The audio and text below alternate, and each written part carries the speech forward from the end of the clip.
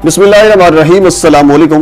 नाज़रीन, 2021 के हवाले से कुछ अपडेट्स, कुछ न्यूज़ आई हैं, वो आपके साथ शेयर करनी है। सबसे पहले ज़हीर की वालदा पर मुतअद्दिद संगीन तरीन इल्ज़ामात आ रहे हैं। वो कौन से इल्ज़ामात हैं, उनकी हकीकत क्या है, उसके ऊपर आज डिस्कस करेंगे। और इसके अलावा वफाकी वज़ीर दाखिला राना सनाउल्लाह ने 2021 के हवाले से एक्शन लिया है। ये बड़ी खुशाइन बात है। वो क्या एक्शन लिया है उसके ऊपर भी आज हम डिस्कस करेंगे। और इसके अलावा अभी मेरी बात हुई फयाज रामी साहब के साथ। फयाज रामी साहब मेहदी काज़मी के लाहौर में वकील हैं, लेकिन अभी वो पहुंच चुके हैं कराची में। कराची में पहुंचने के बाद उनका अगला लाहेअमल क्या होगा, उस हवाले से मेरी उनके साथ कुछ बातचीत हुई है, वो भी आपके साथ शेयर करनी है। तो आगे बढ़ने से पहले आपसे गुजारिश है, मेरे चैनल को सब्सक्राइब कर दें ताकि आने वाली हर इंफॉर्मेटिव वीडियो आप तक पहुंच सके। हुजूर वाला ज़हीर की वालदा पर संगीन तरीन इल्ज़ामात आ रहे हैं।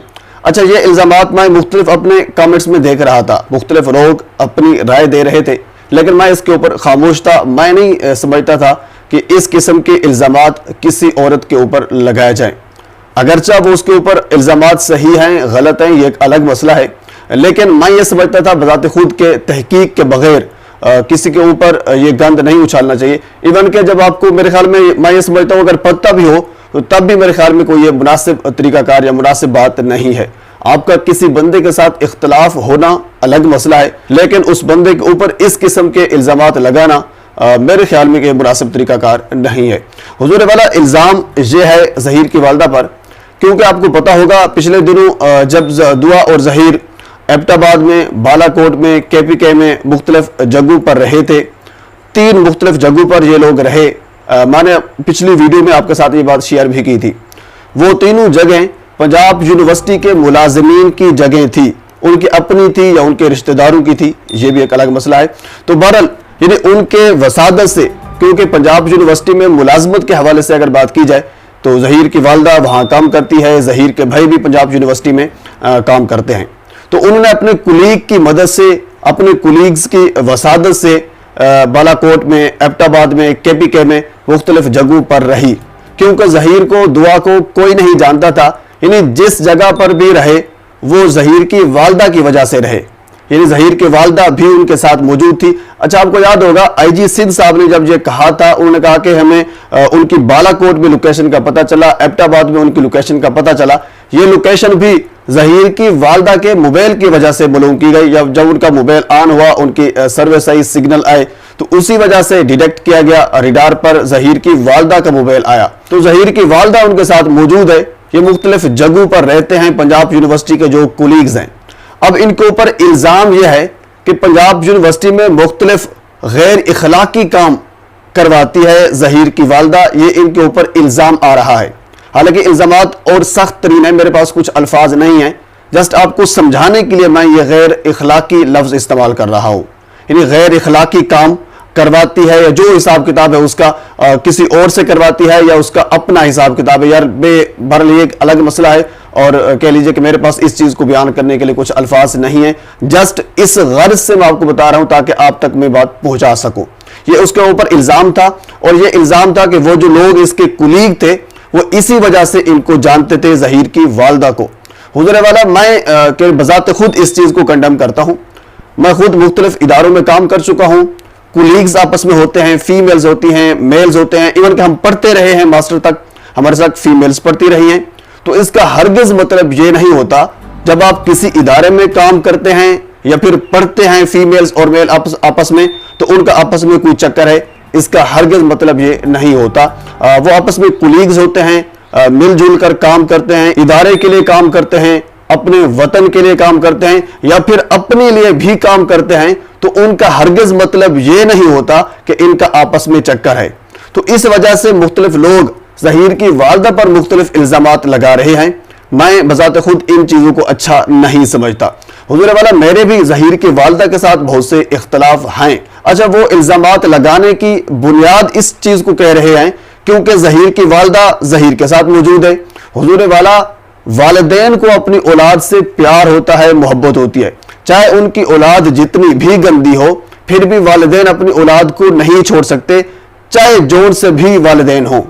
तो इसी वजह से ज़ाहिर सी बात है, ज़हीर की वालदा को भी पता है कि ज़हीर इस वक्त एक गंदे काम में मुलव्विस है, एक गैंग का हिस्सा है। उनके वालिद तो है ही नहीं, ان کی والدہ کو پتہ ہے، لیکن اس کی مجبوری یہ ہے کہ وہ ان کی اولاد ہے، اس کو چھوڑ نہیں سکتی، تو اسی وجہ سے جگہ جگہ پر وہ اس کو پروٹیکٹ بھی کر رہی ہے، اور ایک جگہ سے دوسری جگہ جب وہ سکپ کرتے ہیں تب بھی ان کے ساتھ موجود ہوتی ہے۔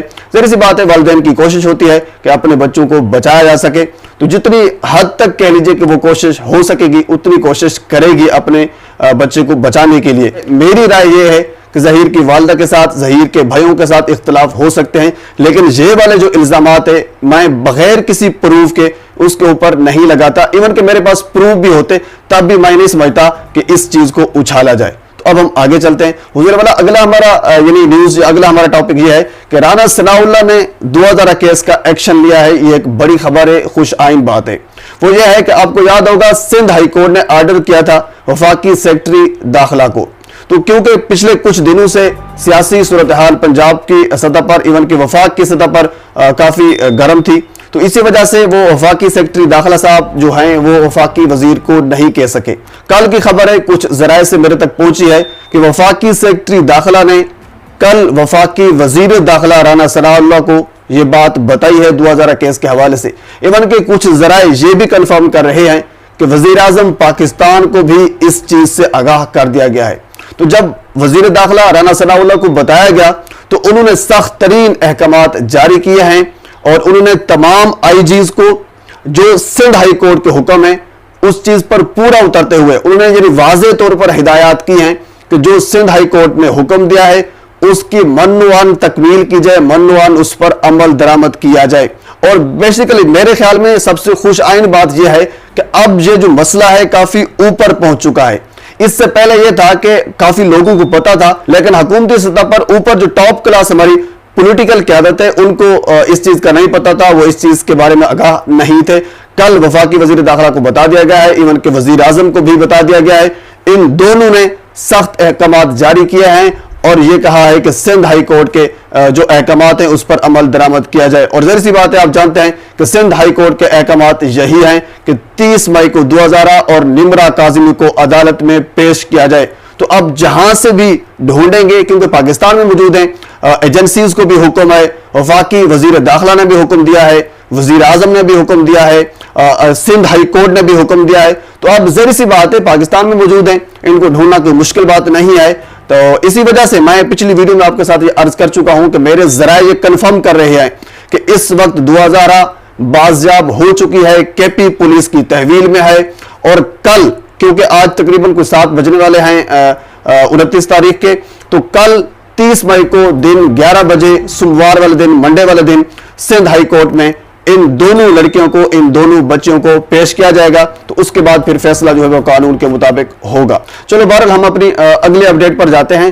ابھی میری بات ہوئی فیاض رامے صاحب کے ساتھ۔ فیاض رامے آپ جانتے ہیں لاہور کی سطح پر 2000 کیس کے حوالے سے مہدی کاظمی صاحب کی جانب سے وکیل مقرر ہیں، اور لاہور کی سطح پر جو بھی معاملات ہوتے ہیں وہ نبھاتے ہیں 2000 کیس کے حوالے سے۔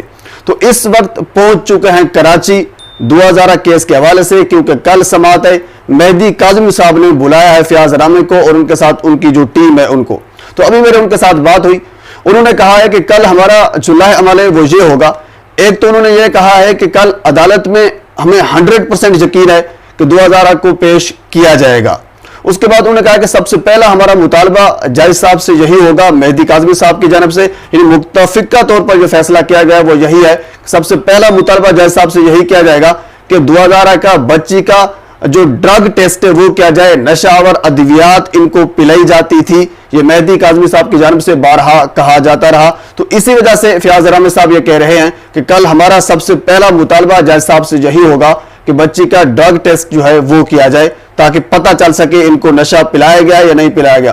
اس کے بعد جو بھی فیصلہ ہوگا قانون کے مطابق وہ ہمیں منظور ہوگا، لیکن وہ یہ کہتے ہیں کہ ہمیں 100% یہ یقین ہے کہ کسٹڈی ہمیں ملے گی۔